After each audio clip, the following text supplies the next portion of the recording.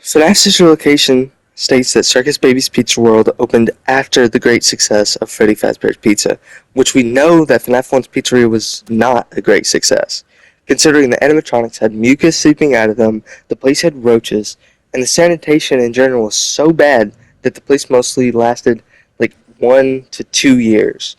And considering the night guard smelled and was unprofessional, wouldn't like make the restaurant any better. The Bite of 87 would be like 6 years old at this point, and people would think that the animatronics are more dangerous considering the lower budget. So it's safe to say that FNAF 1's pizzeria was definitely not a great success. FNAF 2 and OG Freddy's have the most ideal placement. I mean, FNAF 2 and OG Freddy's are both great successes, but the thing is that the end unit says unfortunate closing. Sure, a kid's restaurant closing is quite unfortunate, especially whenever kids going missing. That's also unfortunate, but the original Freddy's closed at the end of the year. FNAF 2 Freddy's closed after the Bite of 87, like the day after, or even that day. So in theory, sister location should happen after FNAF 2. Now we gotta talk about Didophobia. There is nothing saying that Didophobia is a canon book, but there's nothing saying that it isn't canon, right? But the crumpled Foxy could just be Funtime Foxy's shell, and Ballora could just be the shell piloted by the mini arenas, which we've seen them do before. Not well, but they could have, gotten better at it, right? Considering those animatronics learn. And Rory having the FNAF 4 Nightmares doesn't mean sister location comes after. William could have experimented on Michael before and then copied his work for Rory. And then now we have to talk about one of the most annoying debates, and it's the technology, right? That the technology is like too ahead of its time.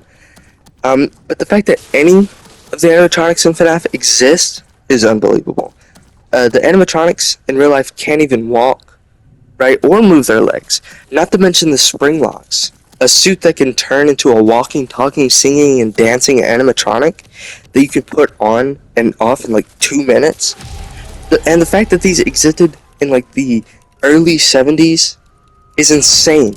Animatronics started appearing in restaurants in 1977, and Fall Fest happens in 1970, and it may or may not have animatronics like Sun and Moon that have personality and can interact with people.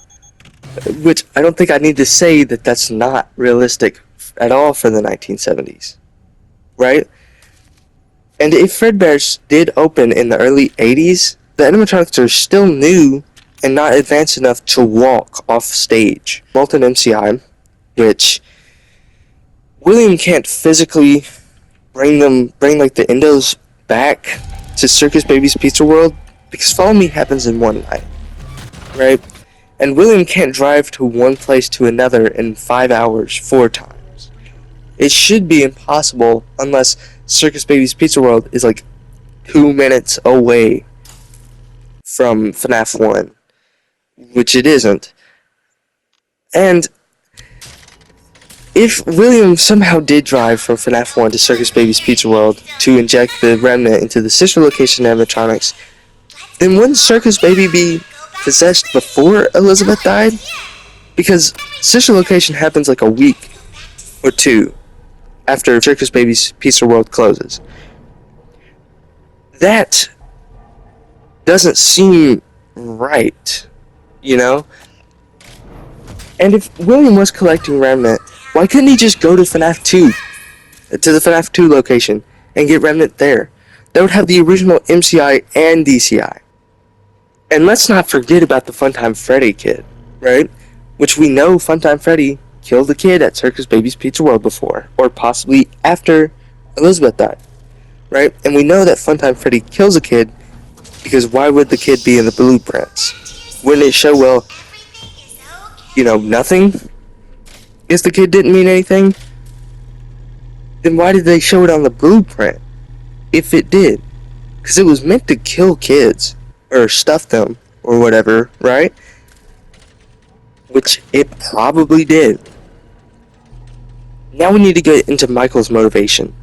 Michael kills his brother accidentally and is weak, mentally and probably physically. So, William bends him to his will like rubber and makes him work at the original Freddy's and Circus Baby's Entertainment and Rentals. Then gets scooped. Then, pukes them all up, and then he looks for his father. The first place that opens is FNAF 1. Then Mike gets fired for being stinky and unprofessional.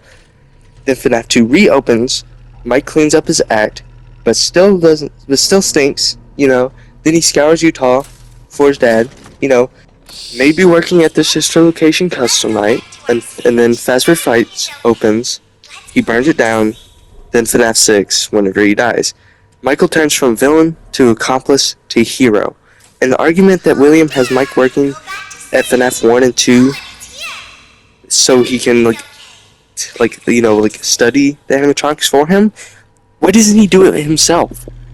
Sister location I get, right? But William is strong enough to break the FNAF 1 animatronics and fight the puppet, right? So he can do it himself, so why doesn't he? Because Michael isn't listening to him anymore. He wants to find him and, kill him. Also, in Mike's speech, it says he's going to find him, so he waits around for 30 to 29 years. If Sister Location comes before, FNAF 1, then we would see Mike not sitting around for 30 years and looking for William.